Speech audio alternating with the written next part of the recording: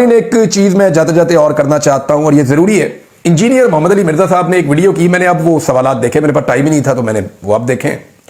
उन्होंने कुछ सवालात पूछे कि इनके जवाब जनाब दे दें, तो मैं इंजीनियर साहब को कुछ चीजें बड़ी क्लियर कर दूं। एक तो कुछ सवालात उन्होंने जो पूछे वो पाकिस्तान तहरीक इंसाफ से उनको पूछने चाहिए और तहरीक इंसाफ ही उनको जवाब देगी।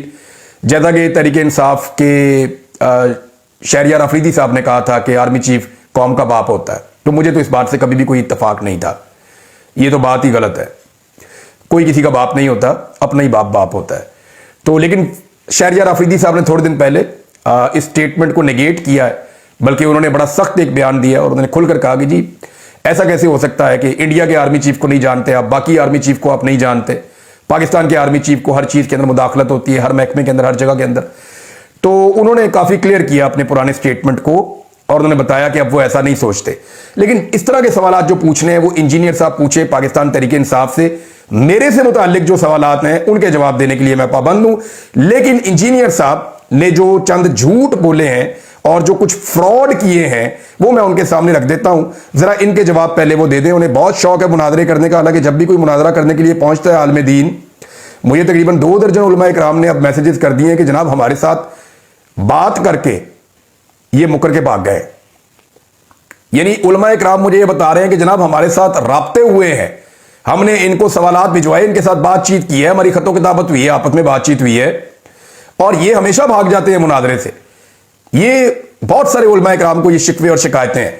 लेकिन मेरे बारे में कुछ चीजें इन्होंने कही, कुछ झूठ बोले, वो मैं इनके सामने रख देता हूं। जरा इनका पहले जवाब दे दें ताकि फिर इनको बैठने में आसानी रहे। और ये मिर्जा साहब मैं पर्चा आउट कर रहा हूं, इनका अब आपने जवाब देना है। नंबर 1, आपने कहा कि मैंने सियासी जलसे में तकरीर की। साबित करें जी कौन सा सियासी जलसा है जिसमें मैंने तकरीर की।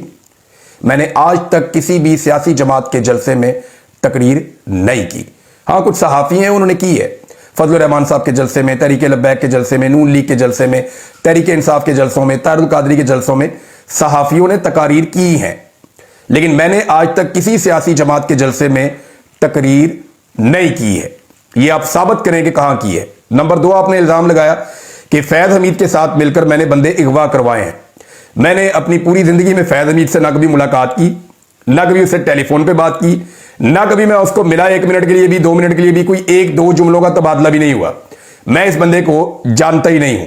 हाँ, ये पता था ये डीजी ISI है पाकिस्तान का, लेकिन मेरी इसके साथ कभी कोई इंटरेक्शन नहीं हुई।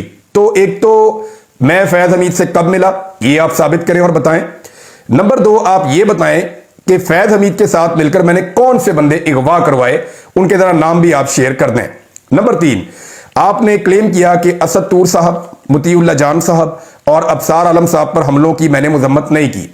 मैं उसकी वीडियो जारी कर चुका हूं, आपने वो वीडियो देख भी ली होगी कि तीनों वाकयात की ना सिर्फ मैंने मजम्मत की बल्कि मैं इनके साथ खड़ा हुआ। तो अब आप इसके ऊपर या तो माफी मांगे या साबित करें कि मैंने मजम्मत नहीं की। आपने कहा कि इमरान खान साहब के बच्चे बाहर हैं, इस मामले पर आपने तनकीद की और लोगों को मना किया कि इमरान खान का साथ ना दें, अपने बच्चों को ना आने दें, और खुद अपने बच्चों के बारे में आपने कहा कि आपका काम मुश्किल है, लिहाजा आप अपने बच्चों को इस काम में नहीं लाना चाहते, बल्कि आप अपने बच्चों को बरतानिया में सेटल करवा देंगे। तो जनाब आपके बच्चे इतने कीमती हैं कि दीन के काम, इतना कीमती काम, इतना ऑनर वाला काम आप अपने बच्चों को वो नहीं करने दे रहे कि इसमें रिस्क है। लेकिन आप इमरान खान के बच्चों पे सेम टाइम में सेम तनकीद कर रहे हैं जो पाकिस्तानी है भी नहीं, उनकी मां वहां की रहने वाली है, उनकी परवरिश शुरू से ही वहां पे हुई है।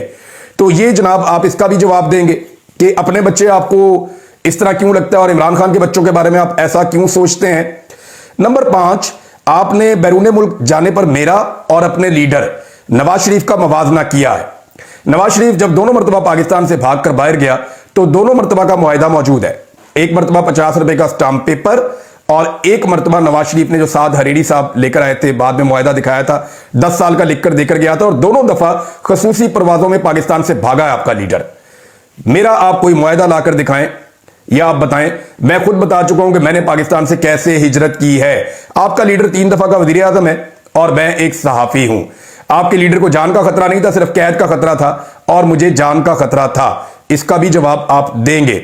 आपने एक सियासी जमात को फितना करार दिया, चाहे 7 महीने पहले करार दिया या 7 महीने के बाद करार दिया। आप जवाब दें कि क्या आप समझते हैं कि एक सियासी जमात जिसको पाकिस्तान में सबसे ज्यादा वोट मिले हैं, क्या उसके फॉलोअर्स फितना है? आप कैसे फितना करार दे सकते हैं? सातवां सवाल, आपने डिजिटल दहशतगर्दी का लफ्ज इस्तेमाल किया। आप कैसे डिजिटल दहशतगर्दी का लफ्ज इस्तेमाल कर सकते हैं? हमने ये लफ्ज आर्मी चीफ और डीजी आईएसपीआर के मुंह से सुना था। आपने ये लफ्ज कहां से सीखा? आपको इसके बारे में बताना चाहिए। इन 7 सवालों के जवाब दें, फिर आपको बताते हैं कि आपसे कहां मिलना और कहां बात करनी है।